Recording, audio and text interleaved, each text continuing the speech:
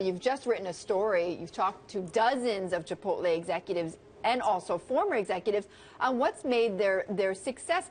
How did they learn from McDonald's on what to do and what not to do? Well, Chipotle has a really interesting history that many people might not know about or have forgotten.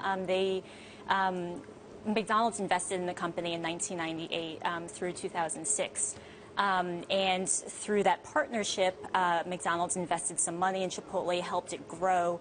But the two companies have had very different paths to growth. McDonald's, as we all know, has grown through franchising. So they find partners who can develop their stores, open them both in the U.S. and internationally. Chipotle, on the other hand, has wanted more tight control over what goes on in their restaurants. They say that's part of their success. They can handle all of the supply, the culture in the restaurants, which they say is an important part of their growth. Yeah. And so Chipotle, at McDonald's request, had a brief experiment with franchising.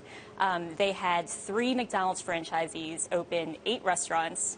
It didn't work that well. They bought those restaurants back. Right. And Wendy's now is trying to sort of fill this gap. You know, I spoke with Emil Brolick, the Wendy CEO, where they're trying to fill this gap between, between pure QSR, right, pure quick service restaurant like a McDonald's, and what Chipotle is offering. And I want to just play for both of you what he said about that niche.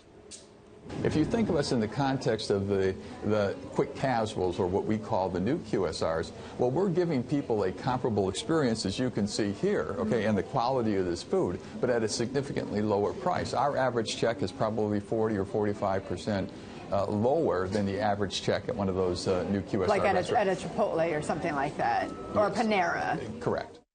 I like how he doesn't name them. He let you name right, exactly. Right, the big elephant in the room. I mean, is there?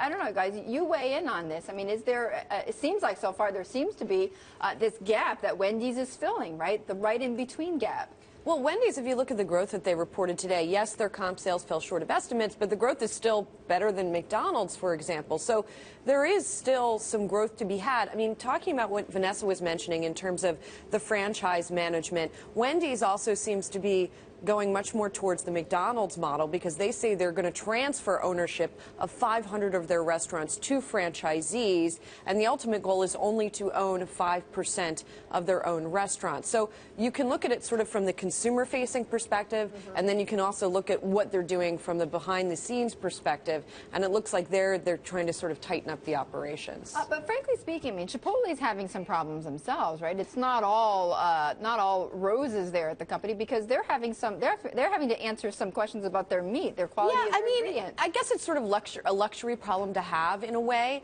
because the problem is that Chipotle is growing so quickly that it's having trouble getting supply to meet that growth, because it has quite stringent requirements for its supplies, right? So the issue is with its pork. It's recently said at 600 of its restaurants, it's not going to be serving pork. If you've been to Chipotle's, you might have seen signs that they are not serving sofritas at the current time. That's or carnitas, excuse me, right, at the current time. That's the pork because product. Of the pork issue. Yes, okay. And it's basically that one of its suppliers was not meeting what it calls humanely raised criteria for the animals. So the problem is finding enough farmers who are willing to do it in that way. That's my question. Is there enough fresh, organic, farm-raised meat out there to meet the demand as Chipotle and other companies like Chipotle grow? I don't know. I mean, is there? It's a question that they're going to have to continue to struggle with. As they grew, they said they've added farmers kind of at a ratio of 1 new farm per restaurant that they've opened. Okay. As they've grown at a quicker pace, we'll see if the agriculture sector can keep up with their demand. Right, with the demand. I think farmers will mostly say, if you're willing to pay us for what we're offering to you, then there's no reason that we wouldn't. The problem is that the economics of farming in this way are quite complicated. Yeah. If you have to convert your farm to this, does the margin that Chipotle will provide you make up for the cost of conversion? And typically, you can raise many, many fewer animals in the same space that you would. So it's not just about the difference in cost per pound, for example, or per animal. It's that you're not producing nearly as much meat through these kinds of methods. Although fortunately for Wendy's, they haven't built their brand on making promises about sustainable ingredients, so they can grow in other ways by marketing their products as a slightly more premium option. And by the way, neither has Burger King or Taco Bell or others, so how are they doing then? Taco Bell's doing great, and they haven't made any promises about bring on the Doritos Loco Taco or whatever it's called. I mean, why are they doing well? Well, I think that Taco Bell has stuck with a pretty clear brand positioning of being a popular late night spot. They add new items with some shock value like the waffle taco. And McDonald's, on the other hand, over the years has branched out so far beyond its core menu. They've added chicken, they've added coffee, they have salads, which don't really sell that well. They have a whole line of premium items.